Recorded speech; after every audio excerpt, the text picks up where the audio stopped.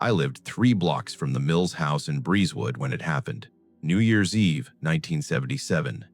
I was 14, old enough to be aware of things, but young enough that adults still thought I wasn't paying attention when they talked. My father was a mechanic at the truck stop off the turnpike. Breezewood was one of those places that existed because of the intersection, the Pennsylvania Turnpike and Interstate 70 meeting right there, creating a constant flow of travelers who needed gas, food, repairs. My father worked the late shift that New Year's Eve because holiday travelers meant good tips. Truckers would slip him an extra 20 for getting them back on the road fast. He'd come home with grease under his fingernails and folded bills in his shirt pocket. My mother and I were home alone that night. My mother! She'd made popcorn and hot chocolate, set out a plate of cookies she'd baked that morning. We had the television on, watching the coverage from Times Square, waiting for the ball to drop. It was cold outside. I remember the windows were frosted at the edges, and we had the heat turned up higher than usual. The house felt warm and safe, insulated from everything. Around 9 o'clock, maybe a few minutes after, we heard sirens. That sound was common in Breezewood. The turnpike brought accidents, ice on the road, tired drivers, mechanical failures. Sirens were background noise, the kind you heard and dismissed without thinking. But these sirens didn't fade into the distance. They got louder, then stopped, somewhere close to us. My mother looked up from her magazine.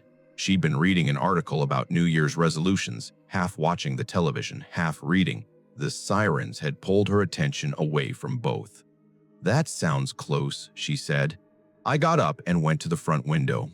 Our house set back from the street a bit, with a small front yard and a gravel driveway. I could see the neighbor's house across the street, the Hendersons' place, and the reflection of red and blue lights washing across their white siding. Flashing. Urgent. "They're on our street," I said. My mother joined me at the window. We stood there together, watching the lights reflect and dance. More sirens joined the first ones. Police cars. An ambulance. Maybe more than one. The sound layered over itself until it was just one continuous wail that filled the night. "Probably an accident at the intersection," my mother said. She was trying to sound unconcerned, but her hand was pressed flat against the window frame, like she was steadying herself. Someone trying to beat the light before midnight, but the lights weren't moving. They stayed in one place. I counted 4 separate vehicles before I lost track of which lights belonged to which car. The sirens finally shut off, leaving the street in an odd silence punctuated only by the distant sound of the television. "Come sit down," my mother said. "There's nothing to see." I stayed at the window a few minutes longer. I couldn't see the actual scene, just the lights reflecting off houses and the bare trees lining the street. A few neighbors had come out onto their porches, wrapped in coats, looking in the direction of the lights. Mrs. Henderson stood on her front step with her arms crossed, talking to Mr. Ferguson from next door to her. I couldn't hear what they were saying. Eventually, I went back to the couch. My mother had turned up the volume on the television to drown out the noise from outside. We watched the celebrations in Times Square, watched people bundled in winter coats and funny hats, watched them count down to midnight. When the ball dropped, my mother and I toasted with sparkling cider in plastic champagne glasses that had Happy New Year printed on them in gold script. My father came home around 1 in the morning. I'd fallen asleep on the couch and woke up when I heard his truck in the driveway. He smelled like diesel fuel and cigarette smoke when he leaned down to kiss the top of my head. His hands were clean though. He always scrubbed them before leaving work, but the smell stayed in his clothes. "Happy New Year," he said to both of us. "There were sirens earlier," my mother said. "Down on Elm Street. Do you know what happened?" My father shook his head. "Didn't hear anything about it. Probably just an accident." He went to the kitchen and made himself a sandwich. I heard him moving around, opening the refrigerator, running water in the sink. My mother and I stayed in the living room. Neither of us mentioned the sirens again that night. I found out the next day what happened. New Year's Day. My friend Danny came over around noon. His father was a volunteer firefighter, one of the guys who responded to emergencies when the regular crew was overwhelmed or understaffed. He'd been called out the night before and had come home just before dawn. Danny had heard him talking to his mother in the kitchen that morning. Danny told me about it while we sat on my front porch, our breath visible in the cold air. He had that look teenage boys get when they know something terrible and important, that mix of horror and excitement that comes from being close to tragedy without being touched by it. Mr. and Mrs. Mills got killed last night, he said. Someone broke into their house and murdered them. I knew the Mills house, small ranch-style place with white siding, about 3 blocks away on Elm Street. I'd walked past it hundreds of times, on my way to the corner store or riding my bike around the neighborhood. Mr. Mills had a neat yard that he mowed in precise diagonal lines. Mrs. Mills sometimes sat on the front porch in the summer reading paperback novels with bright covers. They'd been there as long as I could remember, part of the permanent landscape of the neighborhood. When? I asked. Last night, while everyone was celebrating. My dad said it was bad, really bad. Danny didn't know all the details, just fragments his father had let slip. But those fragments were enough. Someone had broken in. Someone had shot them.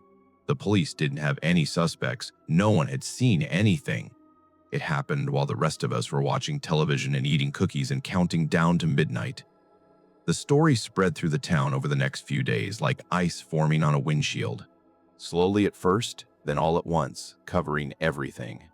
The local paper ran it on the front page. Guy Mills, 64 years old, Laura Mills, 61, married for 40 years. Found by Laura's sister, who'd come over for New Year's Day lunch and found them dead inside. Guy had been shot in the head. Laura had been assaulted before she was killed. There was a third victim too, a man named Joel Kruger. I didn't know him, he wasn't from Breezewood. The paper didn't say much about him except that he'd been visiting. The neighborhood changed after that. It happened fast, like someone had flipped a switch. Doors that had never been locked suddenly had deadbolts installed. Parents who used to let their kids play outside until dark started calling them in at sunset. My father started checking all the windows before bed every night, testing the locks, peering out into the darkness like he was looking for something specific. At dinner, 3 days after New Year's, my mother mentioned that she'd seen Mrs. Henderson at the grocery store. Mrs. Henderson had told her that half the people on Elm Street were thinking about moving, just packing up and leaving. Getting away from the house where it happened. That's ridiculous, my father said, but his voice didn't sound convinced. Lightning doesn't strike twice. It wasn't lightning, my mother said quietly. Nobody said anything after that. We finished eating in silence. That same day, my mother sent me to the corner store for milk. It was late afternoon, around 4:30, and already getting dark. January in Pennsylvania means the sun sets early, leaving long hours of darkness. I put on my coat and walked fast, keeping my hands in my pockets, my head down against the wind. The store was only 6 blocks away. Normally, I took the direct route straight down our street and then a right turn. But on the way back, carrying the milk carton against my chest to keep it from freezing, I took a different route. I turned onto Elm Street instead. I'm still not entirely sure why I did it. Curiosity, maybe. The morbid pull of wanting to see the place where something terrible happened. Or maybe just the desire to prove to myself that it was just a house, just a street, nothing different from any other street. The Mills house looked ordinary. That was the worst part. No crime scene tape anymore, no police cars. No sign that anything unusual had happened there at all. Just a small white house with a neat yard and a porch. The curtains were drawn. The porch light was off. A thin layer of snow covered the front lawn, unmarked by footprints. I stopped on the sidewalk and stared at it, tried to imagine what had happened inside, tried to picture Mr. and Mrs. Mills on New Year's Eve, maybe watching television like my mother and I had been, maybe making dinner, maybe already in bed when it happened. I tried to imagine someone breaking in, someone with a gun, someone who'd chosen that house, that night, those people. That's when I noticed the car. It was parked across the street from the Mills house, maybe 4 houses down. A brown sedan, nothing remarkable about it. The kind of car you see 100 times a day and never remember. But someone was sitting in the driver's seat. I could see the silhouette through the windshield, just sitting there, not moving, not getting out. just watching the Mills house. Something cold moved through my chest. It wasn't fear exactly, more like recognition. Like some part of my brain understood something before the rest of me caught up. I started walking again, faster now. The milk carton was cold against my ribs, even through my coat. I didn't look back at the car. I just walked, counting the blocks until I was home, until I could get inside and close the door behind me. My father was in the living room reading the paper when I got home. I put the milk in the refrigerator and then went and stood in the doorway, not sure if I should say anything. "Did you get the milk?" he asked without looking up. "Yeah, Dad?" He lowered the paper. "What is it?" "There was a car parked on Elm Street, near the Mills house. Someone was sitting inside, just sitting there." My father's expression changed. It was subtle, just a tightening around his eyes, but I saw it. "What kind of car?" "Brown sedan. I don't know what kind exactly. I'm not good with car makes." "Did you see the person inside?" "Just that someone was there. They weren't doing anything, just sitting."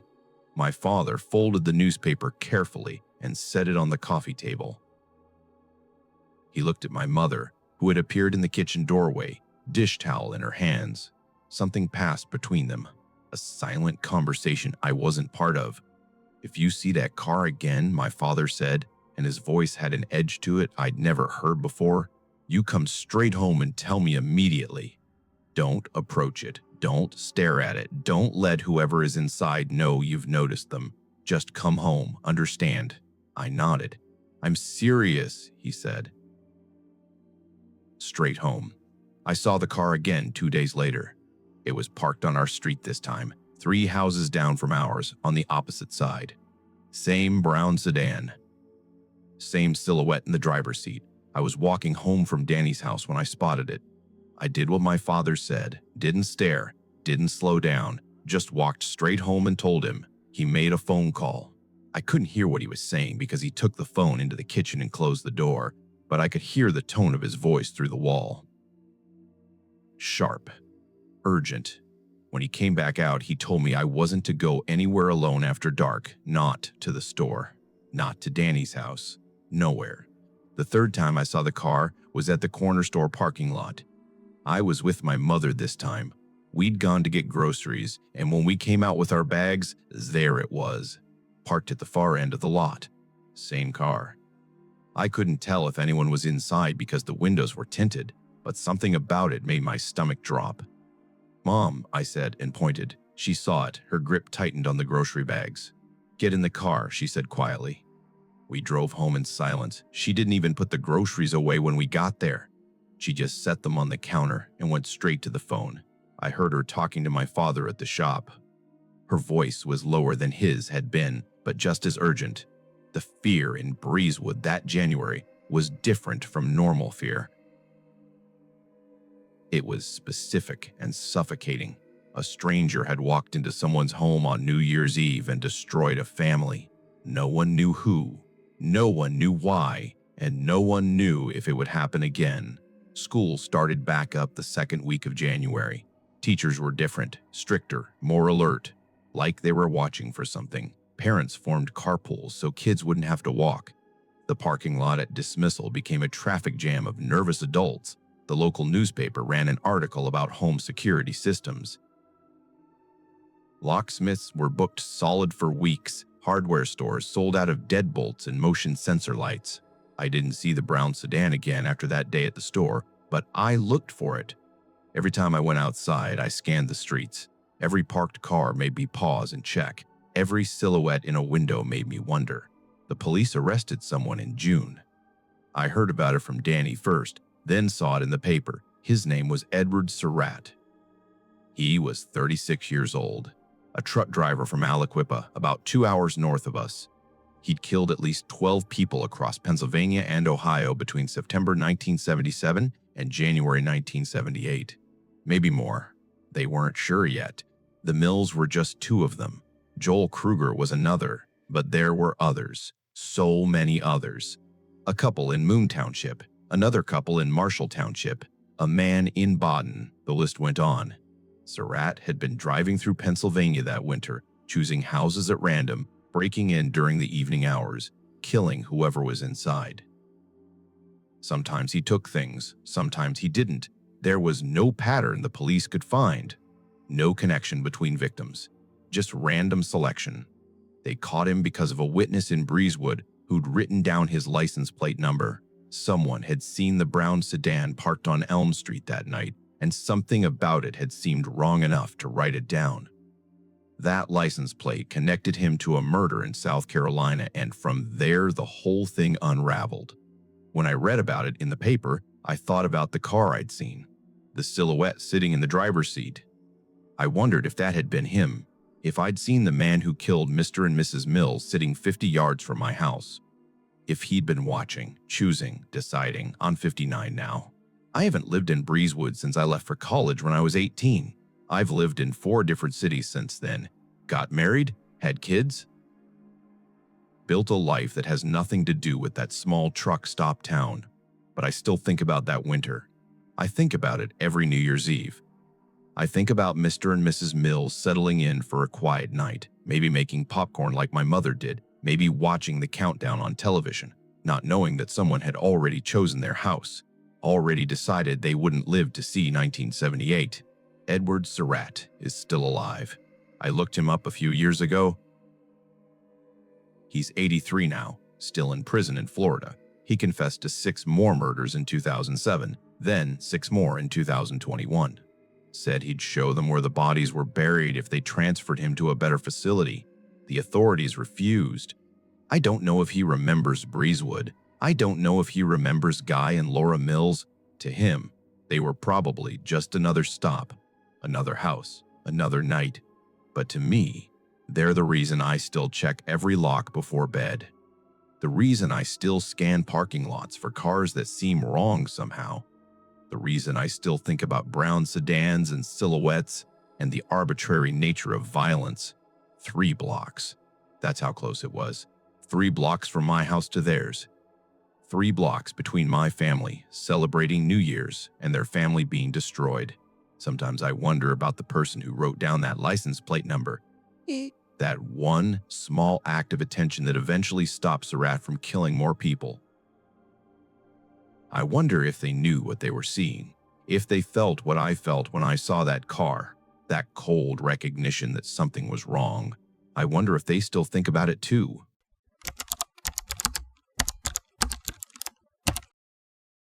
I was 11 when Cherrie Mahan disappeared, February 22nd, 1985. I didn't know her, not personally, but I knew of her the way you know of kids from other schools in small towns. Butler County wasn't that big. Everyone was connected by a few degrees of separation. I went to school in Butler. Cherrie went to Winfield Elementary in Cabot, about 20 minutes away. Different schools, different bus routes, but close enough that our parents shopped at the same stores, went to the same restaurants. Close enough that when something happened to a kid in one town, every parent in the surrounding towns heard about it. My mother picked me up from school that day. Usually I took the bus, but she'd had a dentist appointment in town and the timing worked out.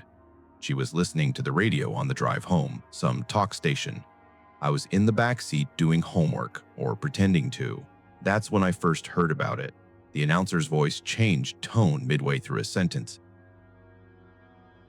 Got more serious, more careful. We're getting reports of a missing child in Cabot.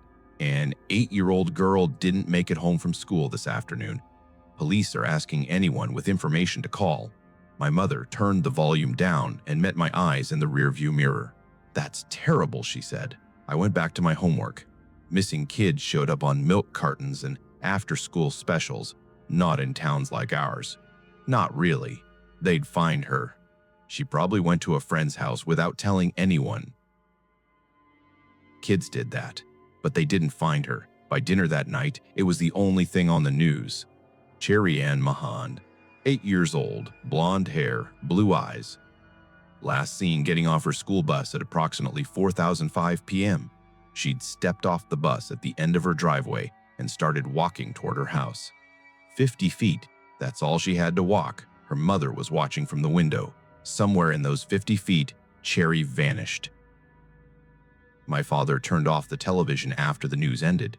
We ate in silence for a few minutes before my mother spoke. "They'll find her," she said. They have to." But her voice didn't sound like she believed it. The next day at school, it was all anyone talked about. Teachers tried to keep us focused on lessons, but you could tell they were distracted too. During lunch, my friend Sarah told me her older sister had been on Cherrie's bus. She'd seen her get off, watched her start walking up the driveway, and then what, I asked. And then nothing, Sarah said. She turned around to talk to someone else, and when she looked back, Cherrie was gone. Just gone. Just gone. The story spread through the school like a virus. Details changed depending on who was telling it. Some kids said Cherrie had been grabbed by someone in a car. Others said she'd been pulled into the woods. One girl insisted she'd run away because she was mad at her parents. A boy in my class said his dad heard it was a stranger from out of state, someone who'd been watching her for days. My mother started picking me up from school every day. She stopped letting me walk to friends' houses alone. When I asked why, she just said it was temporary, until they found Cherrie. But days passed and they didn't find her.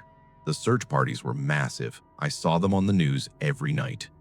Hundreds of volunteers walking through fields and forests around Cabot, calling her name. Police dogs, helicopters, FBI agents in dark suits talking to reporters. They searched for days, then weeks. They found nothing. No clothing, no backpack, no sign she'd ever been there at all. What they did find were reports of a van. Several children on Cherrie's bus had seen it parked near her driveway. A blue or green Dodge van with a mural painted on the side, a skier going down a mountain. The van had been seen in the area multiple times in the days before Cherrie disappeared. After she vanished, it was never seen again. That detail lodged in my brain and wouldn't let go. The van, the mural. Someone had driven through those neighborhoods in a distinctive vehicle multiple times, and no one had thought anything of it until it was too late. My mother bought new locks for our doors, deadbolts that needed a key from both sides. My father installed motion sensor lights around the perimeter of our house. At night, they'd click on whenever anything moved. A cat, a raccoon, the wind blowing branches. Every time they activated, my mother would get up and look out the window. "It's nothing," she'd say. But she'd stay at the window for several minutes anyway, watching. March came, then April. Cherrie's face was everywhere. On telephone poles, on billboards, on the sides of milk cartons when I ate breakfast. Age progression photos showed what she might look like as she got older. 9, 10, 11. The photos made my stomach hurt. They implied time passing, implied she might not be found for years. Or ever.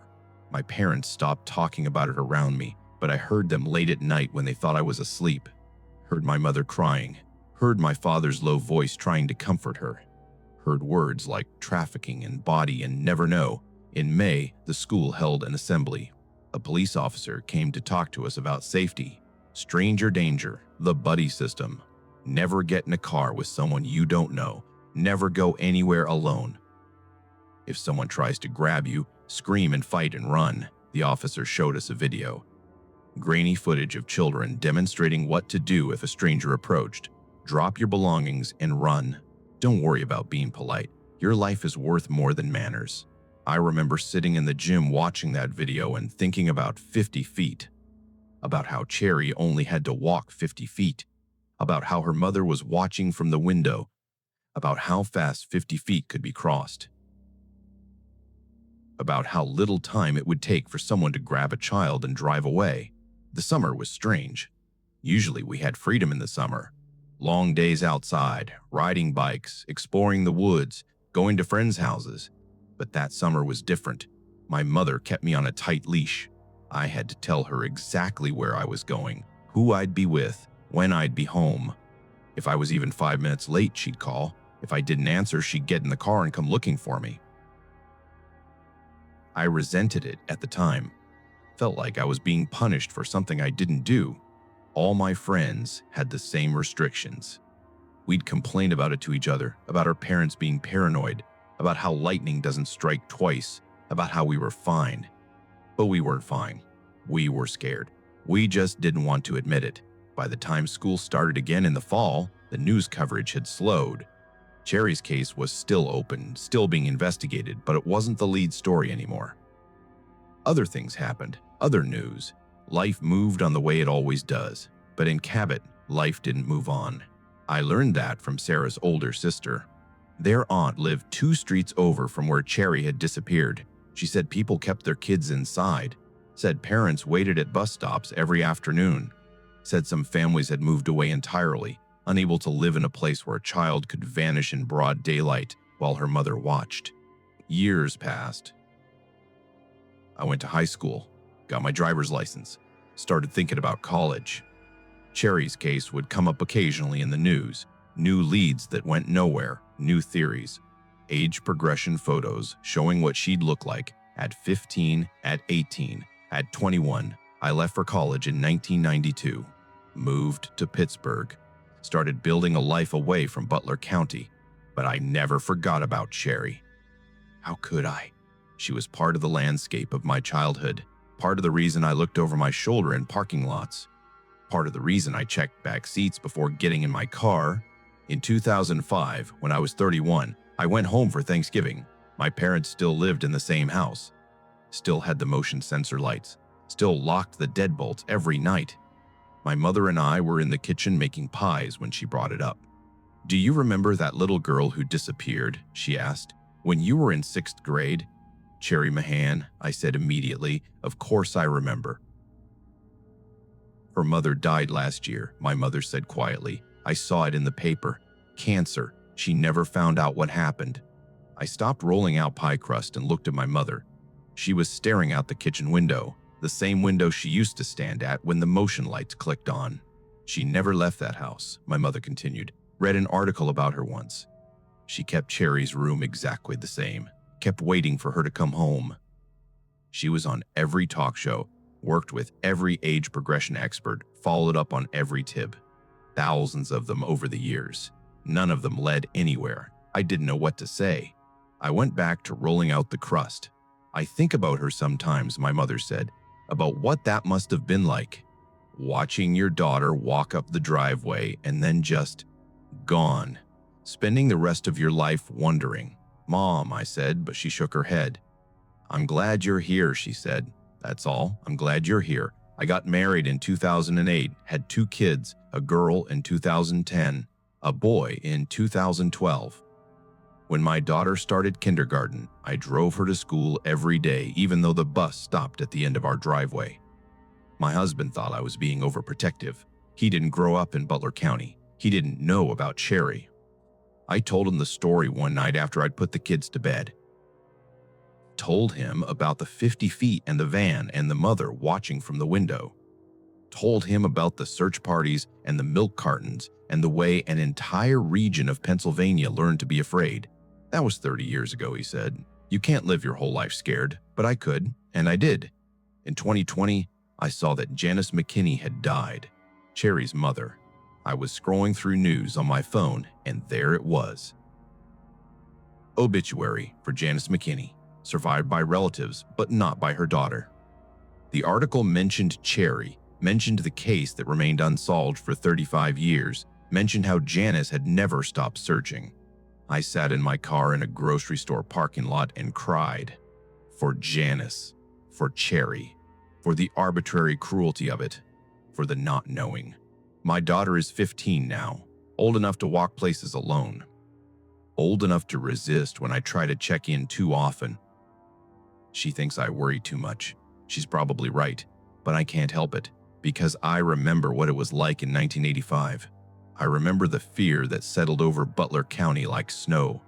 I remember how parents looked at their children differently after Cherrie disappeared, how we all learned that bad things didn't just happen in cities or to other families. They happened here. They happened to kids who looked like us, who lived in neighborhoods like ours, who got off school buses on ordinary February afternoons. Cherrie would be 48 now. I looked up what she might look like. The latest age progression photo shows a middle-aged woman with blonde hair and blue eyes. Someone's coworker, someone's neighbor, someone ordinary going about an ordinary life, but she's not. She's gone. has been gone for 40 years.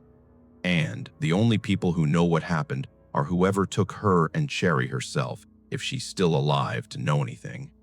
The van was never found. The person who drove it was never identified. Tips still come in occasionally. The case is still open. Pennsylvania State Police still investigate leads when they get them. But the truth is buried somewhere. In the past, in the ground, in someone's memory. Somewhere, someone knows. I still live in Pennsylvania. Not Butler County anymore, but not far. Close enough that I drive through Cabot occasionally. The roads look different now, more houses, more development, but I always know when I'm getting close to Cherrie Street, my hands tighten on the steering wheel. My chest gets tight.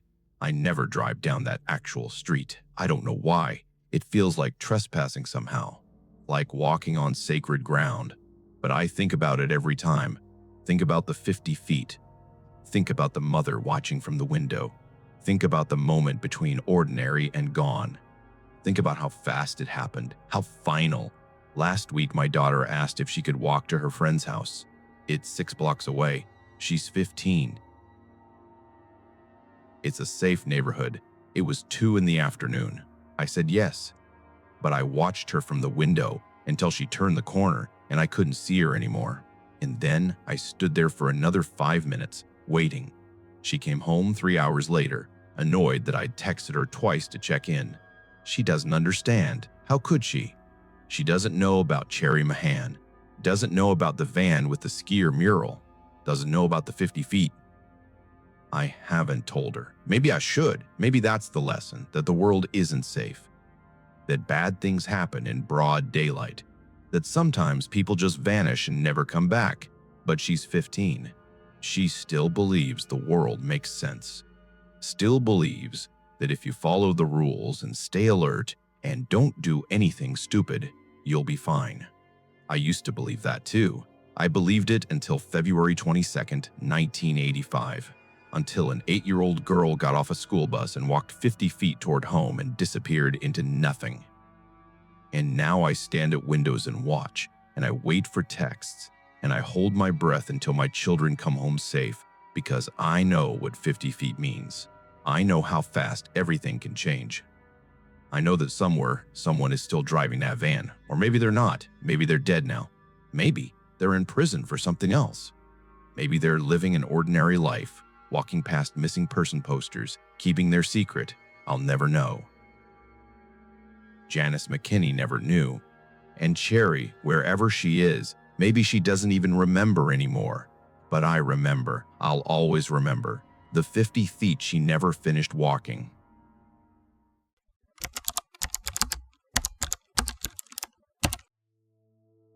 I met Ray Gricar once, just once, in the spring of 2004. I was a paralegal at a law firm in State College, and he came in for a deposition on a civil case we were handling. He was the district attorney for Center County, had been for almost 20 years by then. Everyone knew who he was. He shook my hand when he arrived. Firm grip, direct eye contact. He was in his late 50s, wearing a suit that looked expensive but not flashy. The kind of understated professionalism you'd expect from someone in his position. He had this way of looking at you like he was assessing something, measuring, not in an uncomfortable way, just thorough. The deposition lasted about 90 minutes. I took notes, made copies, did the administrative work while the attorneys talked. Ray answered questions in a measured way, never offering more information than was asked for, never less than was needed. Precise. Careful. When it was over, he thanked everyone in the room by name, including me. "Good luck with law school," he said as he was leaving. I hadn't told him I was applying to law school. I'd mentioned it to one of the attorneys earlier that week, but not to Ray. He'd either overheard or someone had told him. Either way, he'd remembered and brought it up. That stuck with me. The attention to detail, the awareness. A year later, he was gone. April 15th, 2005, a Friday. Ray told his girlfriend Patty he was going for a drive. Said he might go to Lewisburg, about 50 miles south of State College, to browse some antique stores. He'd been talking about buying a car for her daughter. Patty asked if he wanted company. He said no, he'd be fine. He'd be back that evening. He left around noon, never came home. Patty called the police the next day when he didn't show up and wasn't answering his phone. They found his car in a parking lot in Lewisburg, near the Susquehanna River. Red Mini Cooper, easy to spot. The doors were locked. His phone was inside. No signs of struggle, no blood. No indication of anything wrong except that Ray wasn't there. It was the lead story on every news station for weeks. District Attorney vanishes. No trace, no explanation. The theories started immediately. Some people thought he'd run away, started a new life somewhere, changed his identity. He'd been researching how to destroy computer hard drives in the months before he disappeared. He'd looked into retirement communities in other states. He'd mentioned to colleagues that he was burned out, tired of the job, ready for something different. Other people thought something darker. Ray had made enemies, lots of them. 20 years as a DA meant 20 years of putting people in prison, 20 years of cases, some of them high profile, some involving dangerous people. And then there was the Jerry Sandusky thing. In 1998, Ray had declined to prosecute Sandusky for allegations involving a child. The case file existed, witnesses existed, but Ray decided there wasn't enough evidence to proceed. Years later, after the Penn State scandal broke, people went back and looked at that decision, asked questions, wondered if Ray had known more than he let on, wondered if he'd been pressured, wondered if that decision had haunted him. I followed the case obsessively. I don't know why exactly. Maybe because I'd met him, shook his hand, heard him wish me luck. Maybe because I worked in law and the idea of a DA just vanishing felt personal somehow. Or maybe because the randomness of it scared me. The way a person could just decide to drive to Lewisburg on a Friday afternoon and never be seen again. 2 weeks after Ray disappeared, someone found his laptop in the Susquehanna River. Not the whole laptop, just the body of it. The hard drive was missing. Someone had removed it, deliberately. 3 months after that, someone found the hard drive. Same river, different location. But it had been in the water so long that no data could be recovered. Whatever had been on it was gone forever. That detail bothered me more than anything else. The destroyed hard drive, because it suggested intent. Either Ray had destroyed it himself before disappearing, or someone else had destroyed it after. Either way, whatever information had been on that computer was information someone didn't want found. The investigation went on for months, years. Police interviewed hundreds of people, checked Ray's finances, his phone records, his emails. They didn't find anything conclusive, no evidence of foul play. No evidence he'd planned to disappear, just questions and more questions. In 2011, 6 years after he vanished, Ray was declared legally dead. His daughter accepted it. Had to, for legal reasons. Estate issues, closure. But she didn't believe he was dead. She said as much in interviews. Said her father wouldn't just leave, wouldn't abandon his family. Something had happened to him. I thought about Ray occasionally over the years, wondered where he'd gone, if he'd gone anywhere at all, or if he was buried somewhere in the woods around Center County, waiting to be found. Then, in late 2009, I moved back to State College. I'd finished law school, worked in Philadelphia for a few years, but wanted something quieter, smaller.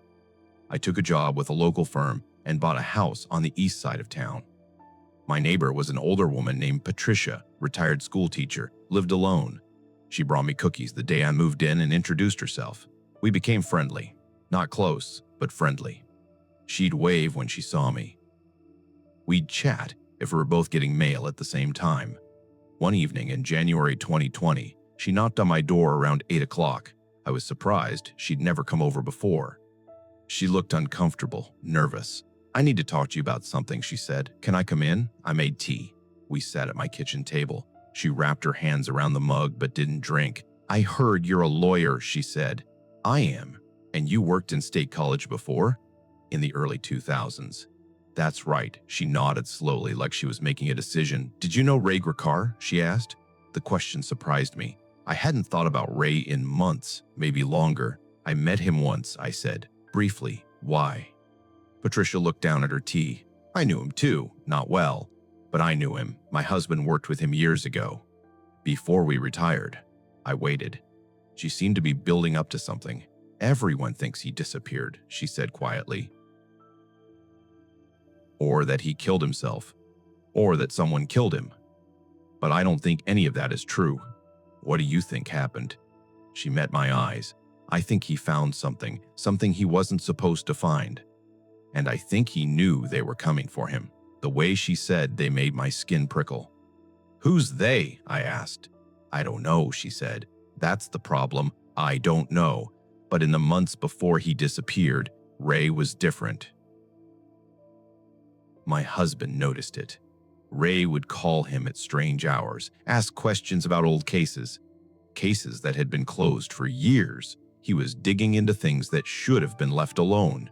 What kind of things? Patricia shook her head. I don't know specifics. My husband never told me, but he was worried. He told me that if anything happened to him, I should tell someone that Ray had been asking questions. That Ray had been scared. Did anything happen to your husband? He had a heart attack, she said. 3 months after Ray disappeared. The doctors said it was natural. Genetics and stress and age. But the timing, she trailed off. I didn't know what to say. It sounded like conspiracy theory, like connecting dots that didn't actually connect. But there was something in Patricia's voice. Genuine fear. Why are you telling me this now? I asked. Because I'm old, she said simply. I'm 74. I don't know how much time I have left. And I've been carrying this for 15 years, and I'm tired. I thought maybe if you're a lawyer, maybe you could do something with it, ask questions, look into it. Patricia, I'm a real estate lawyer. I handle property disputes and contract negotiations. This isn't my area. I know, she said, but you knew him, you met him, that means something, and you're here now. Maybe that means something too. She finished her tea and left. I sat at my kitchen table for a long time after she'd gone, thinking about Ray Gricar. About the destroyed hard drive. Power. About a DA who'd spent 20 years prosecuting criminals, suddenly disappearing on a Friday afternoon. I told myself to let it go. It wasn't my business. It had nothing to do with me, but I couldn't stop thinking about it. The next day, I started reading. Everything I could find about Ray's disappearance, news articles, police reports that had been made public, interviews with people who'd known him. The more I read, the more questions I had.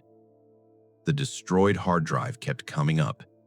Ray had researched how to destroy computer hard drives about 6 months before he disappeared. He'd looked up methods, techniques. That suggested premeditation. That suggested he knew he might need to destroy evidence. But evidence of what? I found mentions of cases he'd been reviewing in the months before he disappeared.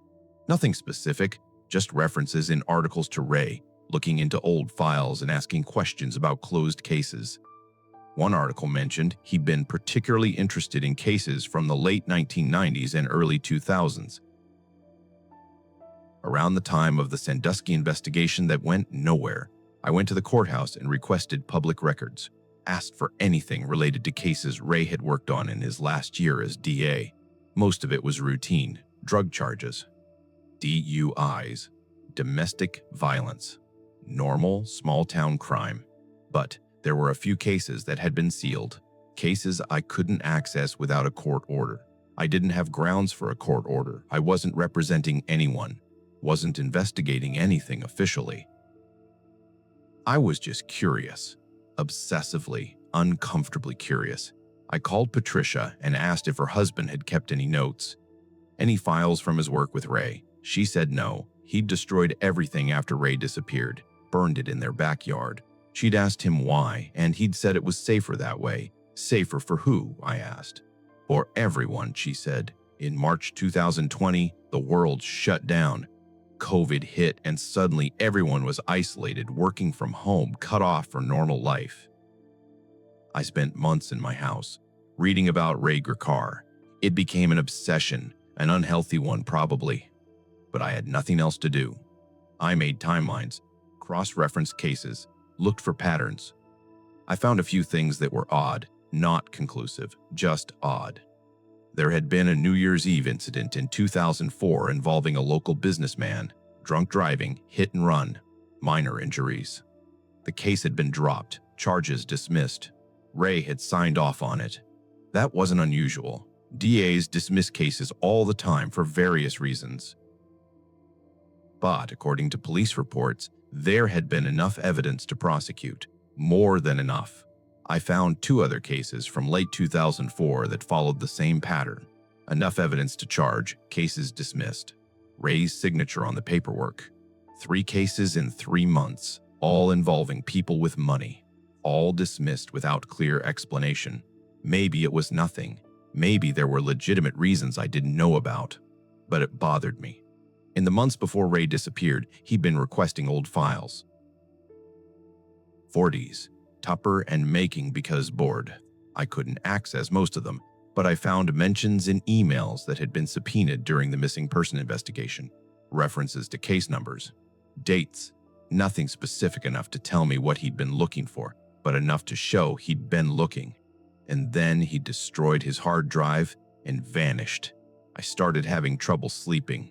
I'd lie awake thinking about Ray, about what he might have found, about whether Patricia's husband had been right to burn his files, about whether it was safer not to know. One night in June 2020, around 2 in the morning, I heard something outside, a car engine idling on my street. I got up and looked out the window.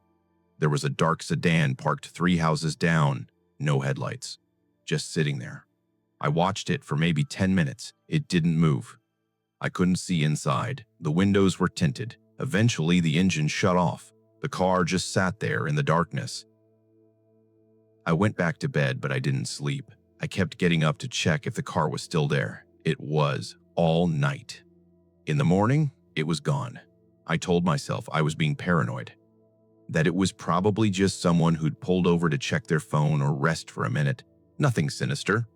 But I kept thinking about Patricia's husband, about how he'd burned his files, about how he'd had a heart attack 3 months after Ray disappeared. I stopped researching, deleted everything I'd saved, told myself it was for the best. Some mysteries don't have answers.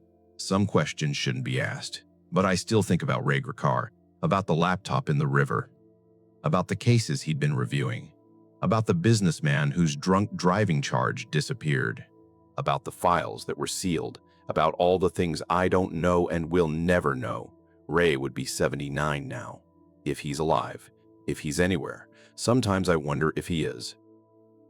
If he's out there somewhere living under a different name, looking over his shoulder, knowing that whatever he found was worth giving up everything to escape, or if he's buried somewhere in Pennsylvania, in the woods, in the water, in a place no one will ever look. I moved away from State College last year, took a job in Pittsburgh, told people I wanted a change of scenery. That's partially true, but mostly I just wanted distance. From that house, from Patricia, from the questions I couldn't answer. Patricia died in November, heart failure. Natural causes, the obituary said. She was 76. I don't know if I believe that anymore. I don't know what I believe about any of it. But sometimes late at night, I still think about Ray Gricar telling me good luck with law school, about his firm handshake and direct eye contact, about the way he looked like someone who paid attention to everything, and I wonder what he saw that made him destroy his hard drive and disappear. I wonder if he ever wished he hadn't looked.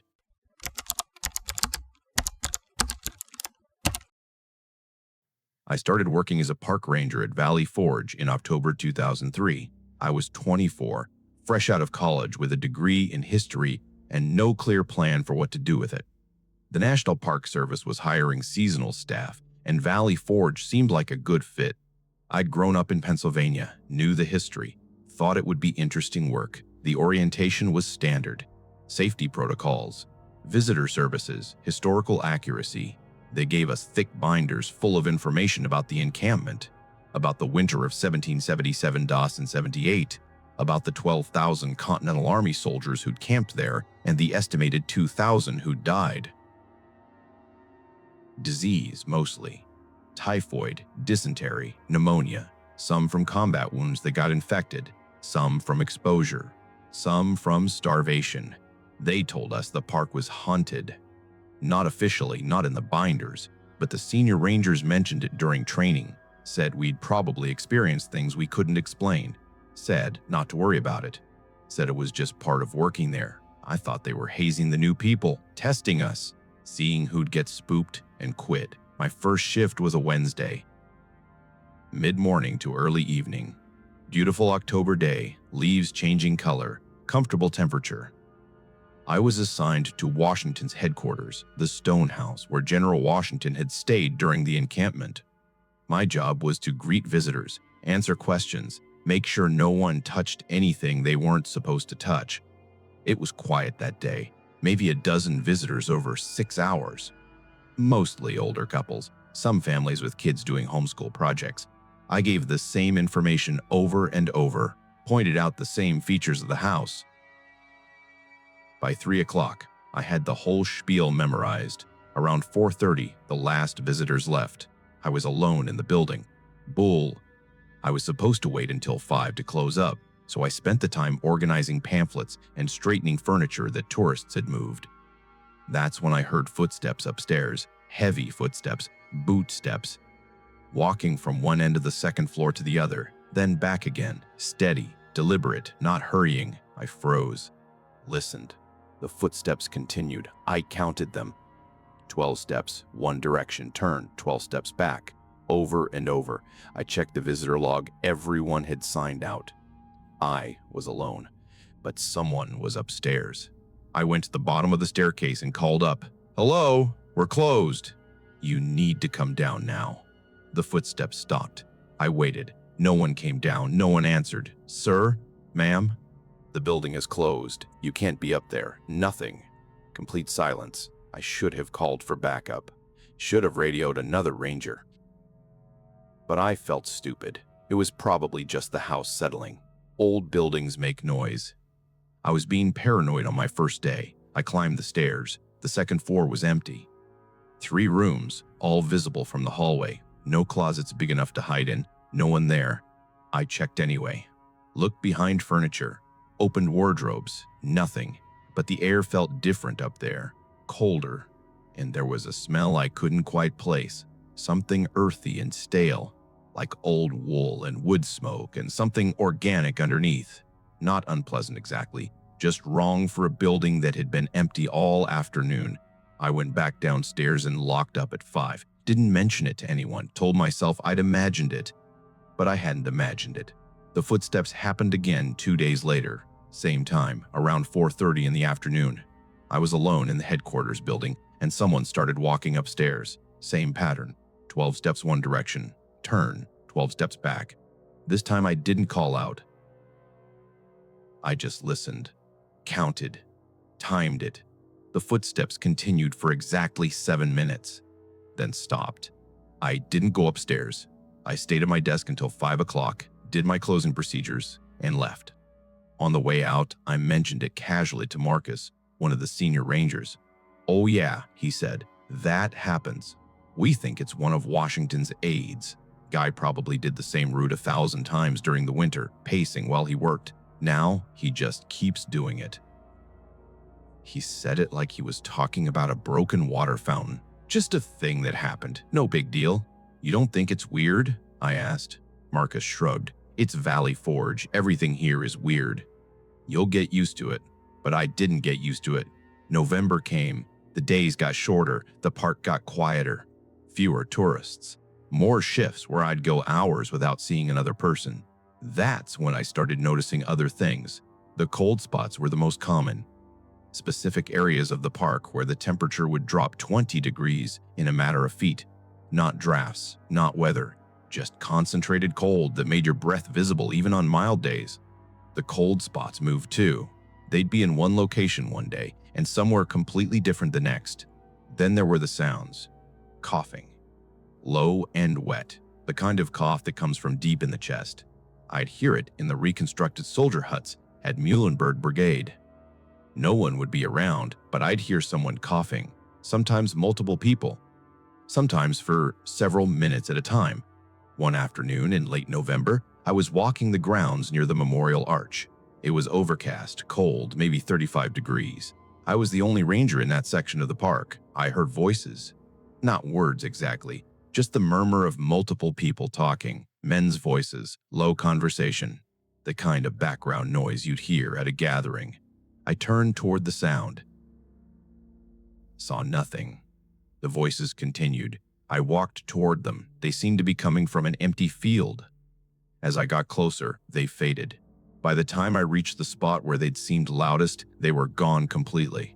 I stood there in the empty field and felt the hair on my arms stand up, not from cold, from something else. December was worse. The park stayed open through winter, though visitor numbers dropped significantly. Most days I'd see maybe 5 or 10 people total. The emptiness made everything more noticeable, more present. The winter of 1717-1778 had been brutal.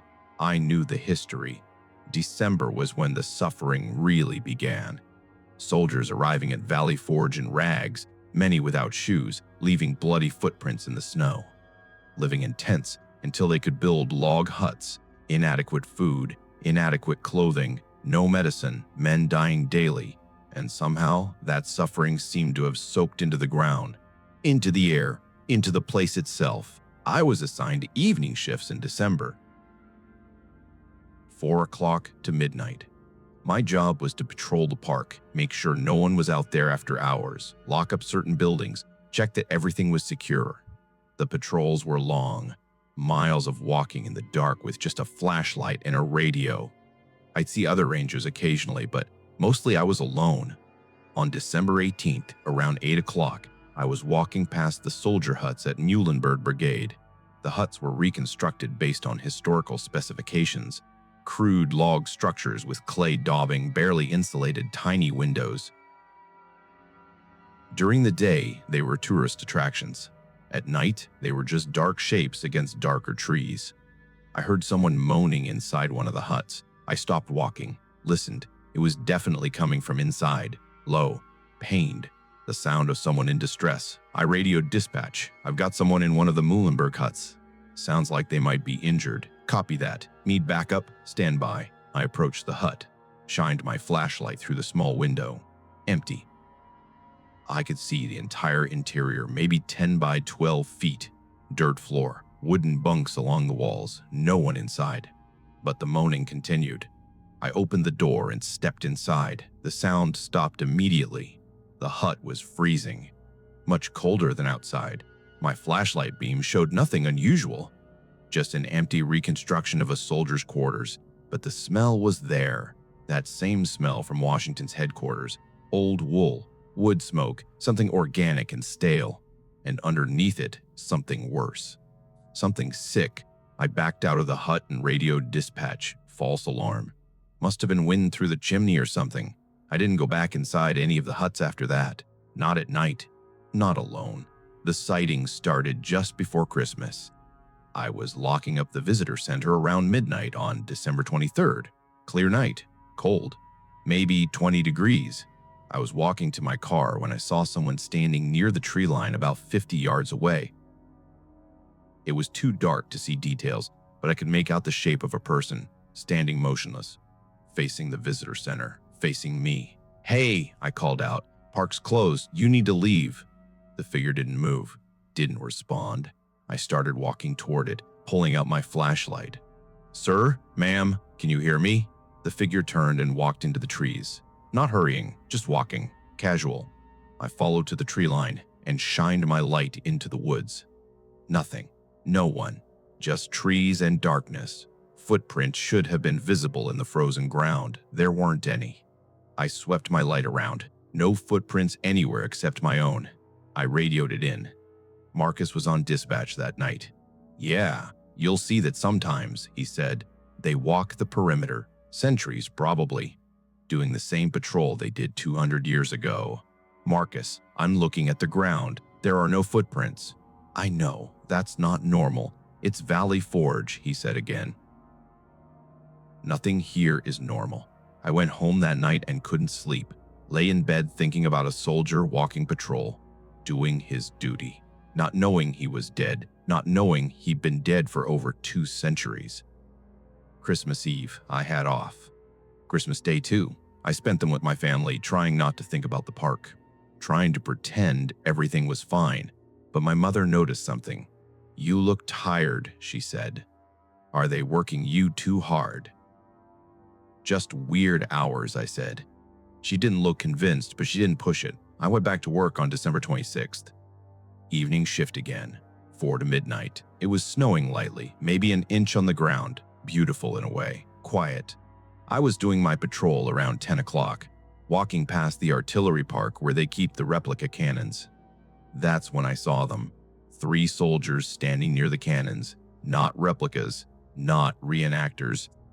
I could see them clearly in my flashlight beam. Continental Army uniforms, tricorn hats. One of them was barefoot. All 3 were staring at me. I stopped walking. Couldn't move, couldn't breathe. They were solid, real. I could see the details of their uniforms, the expressions on their faces. Young faces, tired faces, sad faces. We stared at each other for what felt like minutes but was probably only seconds. Then one of them, the one in the middle, raised his hand, not waving, just raised it, like he was acknowledging me. Like he was saying, "I see you, you see me, this is happening." I don't remember making the decision to run, but suddenly I was running. Back to the visitor center, not looking back, radio bouncing against my hip, snow crunching under my boots. I radioed Marcus from my car, told him I was sick, had to leave.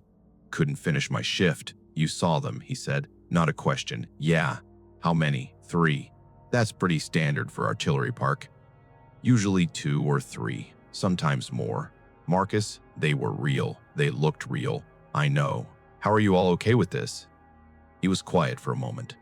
"Because they're not hurting anyone. They're just here, stuck here maybe, doing what they did, being what they were, and eventually you realize they're not the scary part.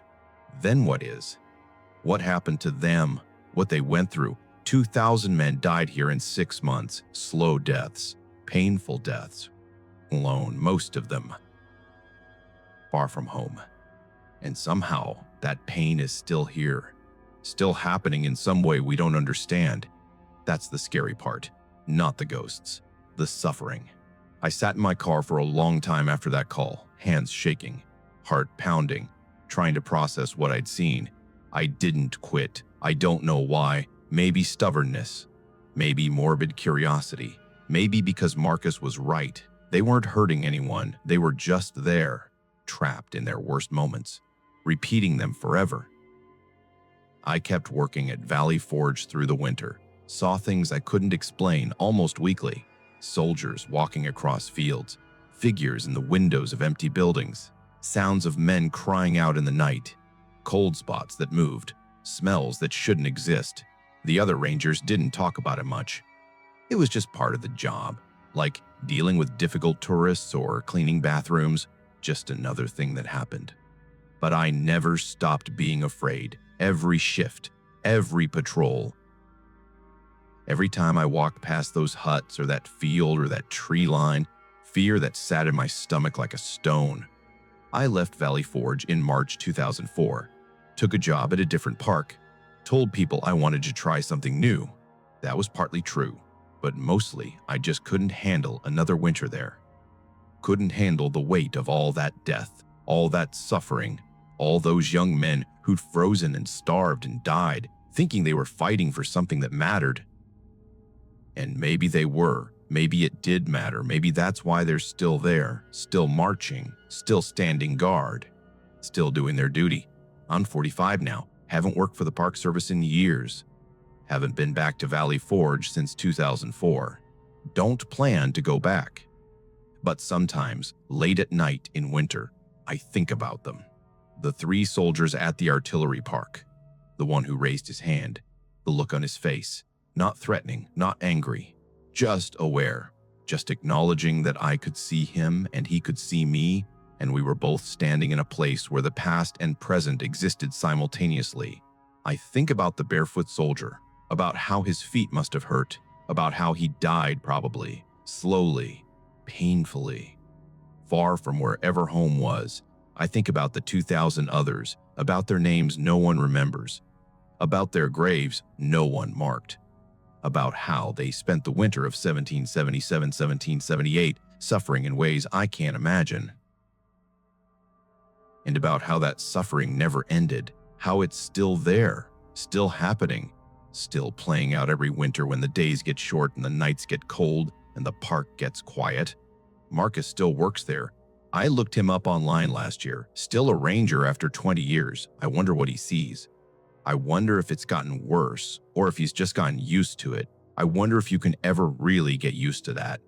To standing in a place where death is so thick you can feel it in the air, where the past won't stay past, where soldiers who died 200 years ago still walk patrol in the darkness. I don't think I could, not anymore. But sometimes, when winter comes and the air gets cold and the nights get long, I remember. I remember the footsteps in Washington's headquarters, the moaning in the soldier huts, the three figures at the artillery park. And I remember the one who raised his hand. I wonder if he's still there, still standing guard, still doing his duty, still waiting for a spring that will never come.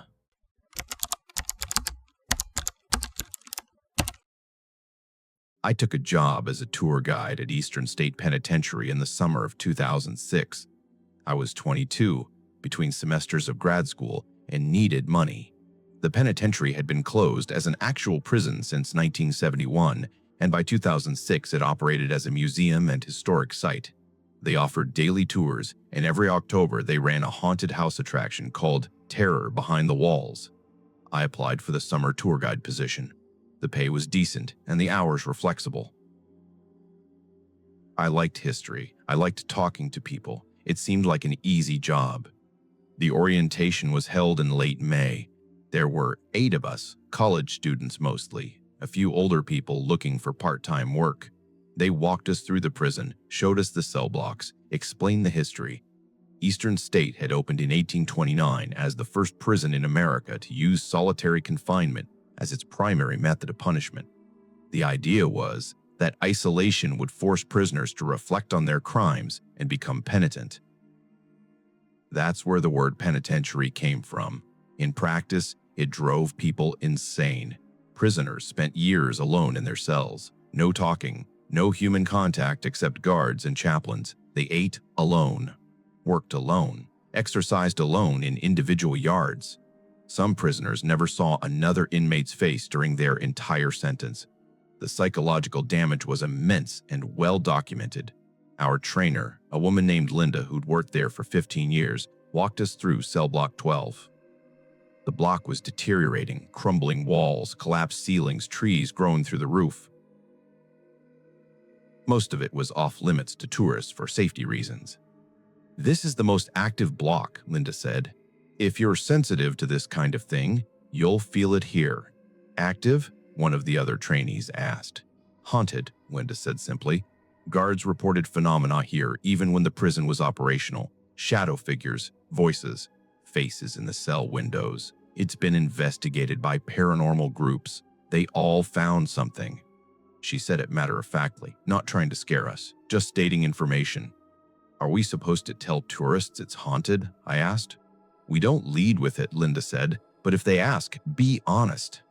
A lot of people come here specifically because of the paranormal reputation. Just stick to documented accounts. Don't embellish." We continued the tour. Cell Block 6, where Al Capone had been housed for 8 months in 1929. Cell Block 7, where Willie Sutton, the famous bank robber, had escaped through a tunnel. Death Row, the medical wing, the exercise yards.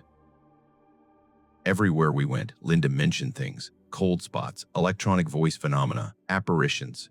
She pointed out cells where visitors had reported feeling watched, hallways where shadow figures appeared, exercise yards where phantom footsteps echoed. By the end of the orientation, I was unsettled but also skeptical. SpiritsOfSites loved ghost stories. They brought in tourists. generated revenue. I figured Eastern State was just playing up the reputation. My first shift was a Saturday in early June, humid, hot. The prison had no air conditioning, and the stone walls held heat. I was assigned to lead tours through cell blocks 4 and 7. Basic stuff, history of the building, famous inmates, the daily routine of solitary confinement. The first few tours went fine. I had groups of 15 to 20 people, families, history buffs, architecture students. I gave my memorized speech, answered questions, kept to the schedule. By my fourth tour around 2 o'clock, I was feeling confident. That's when I saw him. We were in cell block 7. I was explaining the tunnel escape when I noticed someone standing in one of the cells at the far end of the block. Male figure, dark clothing, just standing there in the shadows. I paused mid-sentence. Visitors weren't supposed to wander off. The cells had barriers to keep people out. "Excuse me," I called down the block. "Sir, you need to stay with the group." The figure didn't move, didn't respond. My tour group turned to look. One woman asked, "Is someone back there?" "Just another visitor who got ahead of us," I said. "Let me go get him." I walked down the cell block toward the figure. As I got closer, I could see he was wearing what looked like old-fashioned clothing. Dark pants, dark shirt. My first thought was that he was a reenactor, though Eastern State didn't do reenactments. "Sir?" I said again. "The tour group is back here." He turned toward me. I was maybe 20 feet away, close enough to see his face clearly. He looked young, maybe 30, gaunt. His eyes were deep-set and dark. He stared at me for what felt like a long time, but was probably only a few seconds.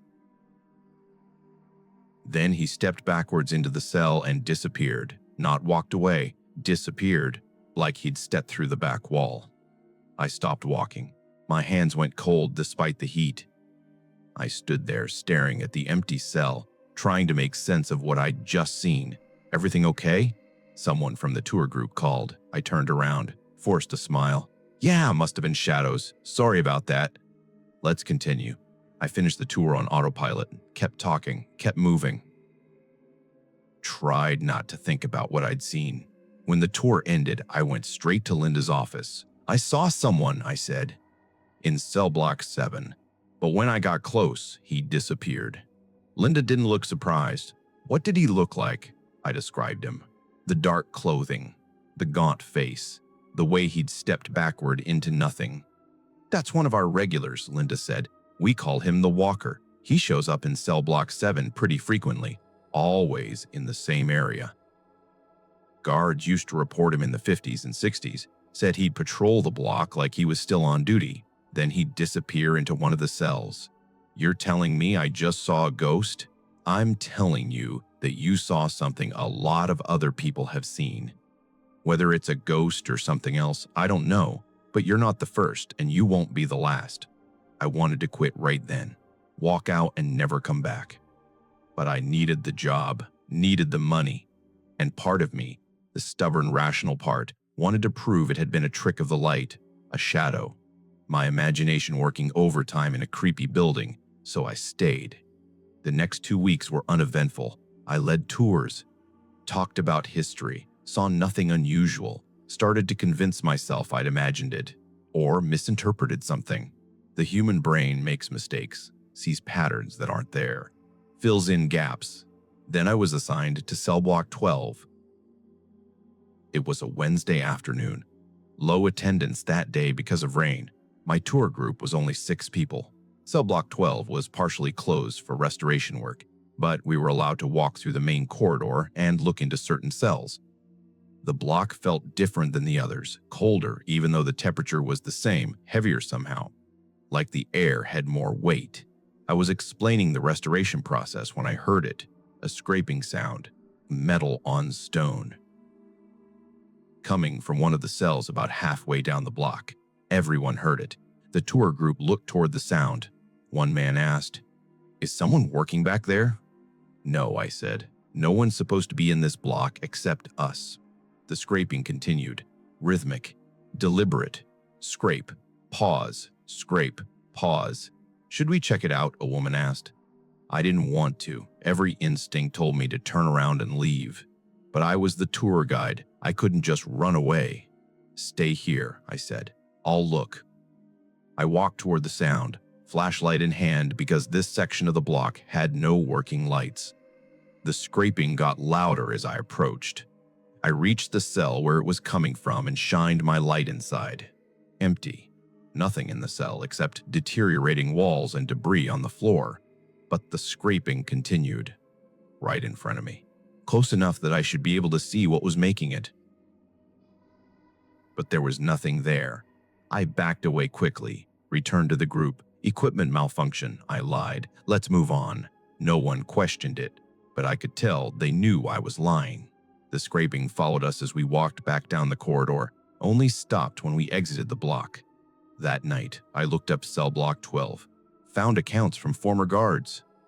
They'd reported the same scraping sounds for years, said it sounded like someone working in a cell, carving into the wall. But they'd never found an explanation, never found anyone in the cells when they investigated. I also found reports of shadow figures in cell block 12. Multiple guards had seen them, dark shapes that moved along the walls. That disappeared when approached. That sometimes appeared to be watching. The more I read, the more I understood that Eastern State wasn't just playing up ghost stories for tourism. The place was genuinely, documentably strange. Hundreds of reports over decades.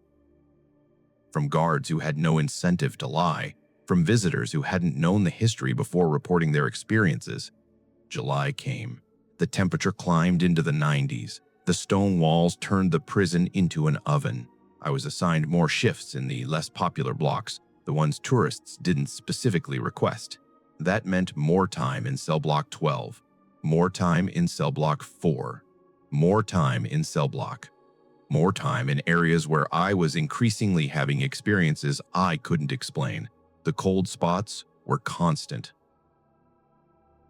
Specific cells where the temperature would drop 20 degrees.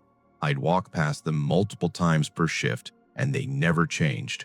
Always cold, always in the same locations. Then there were the sounds. Footsteps behind me when I was alone, voices in empty cells, coughing, crying. Once, I heard someone scream, a full-volume scream of pain or terror. I ran toward it thinking someone was hurt. Found nothing. The other guides heard it too. We all converged on the same area, an empty exercise yard, and found no one. In August, a paranormal investigation group came through. They had permission to do an overnight investigation. Linda asked if any of the staff wanted to stay and observe. I said yes. I don't know why. Morbid curiosity, maybe. Or the need to see other people experience what I'd been experiencing. The investigators set up equipment throughout the prison: cameras, audio recorders, EMF readers, temperature gauges.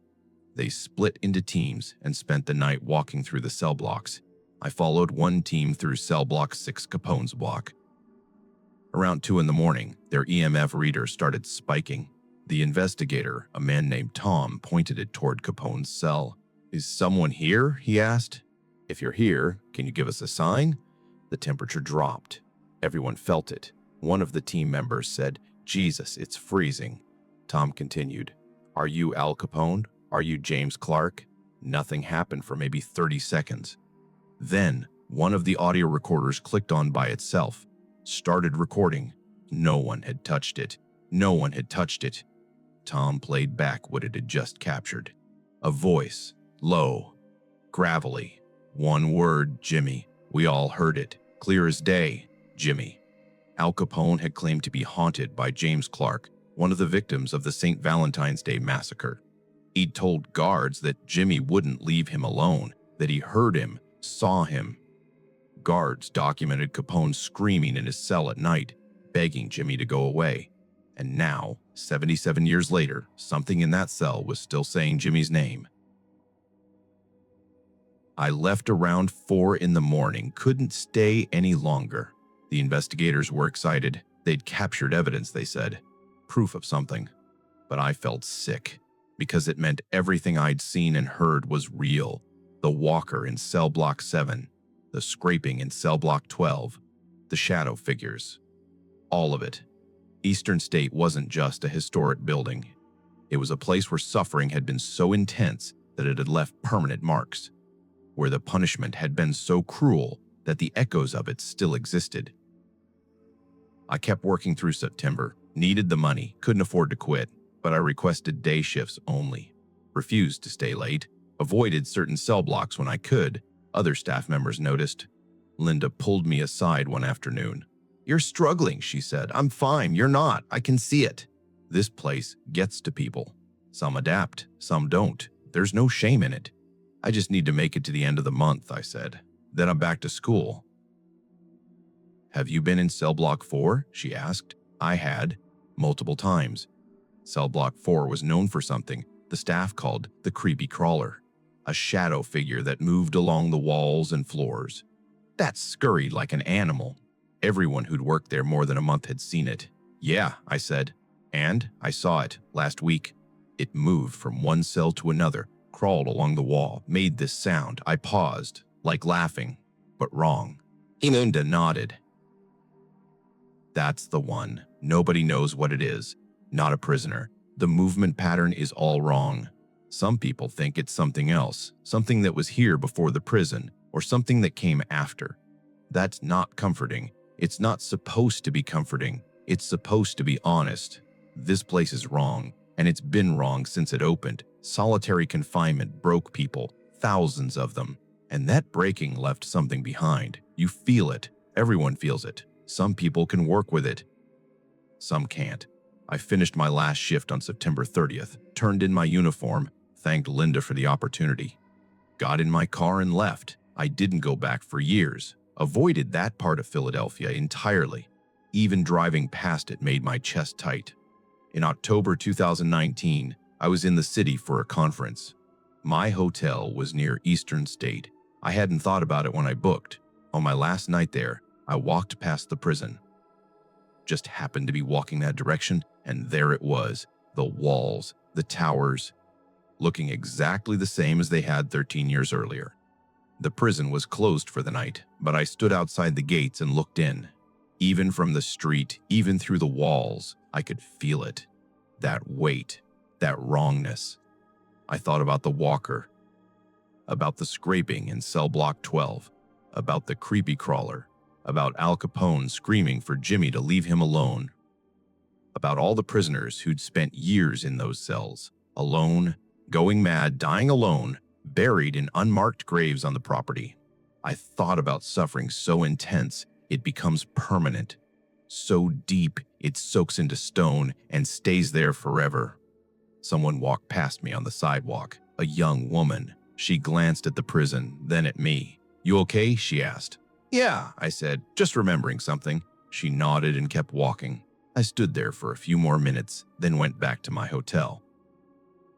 I'm 38 now, work in education, have a normal life in a normal city far from Philadelphia. But sometimes I think about Eastern State, about that summer in 2006, about the things I saw that I can't explain and don't want to explain. I think about the prisoners who died there, the ones who went insane, the ones who were buried without names. I think about how their punishment didn't end when they died, how it's still happening, how every day tourists walk through those cell blocks and feel cold spots and hear sounds and see shadows and don't understand that they're experiencing real suffering. Suffering that won't end. That can't end. I think about Linda asking if I'd been in cell block 4, about her saying some people adapt and some don't. I didn't adapt, couldn't adapt, because adapting meant accepting that a place could be that wrong, that broken, that full of pain, and I couldn't accept that. Still can't. But it's there, Eastern State, still standing, still operating as a museum, still full of whatever it's full of, still trapping people who died 100 years ago in their worst moments, still laughing in the dark,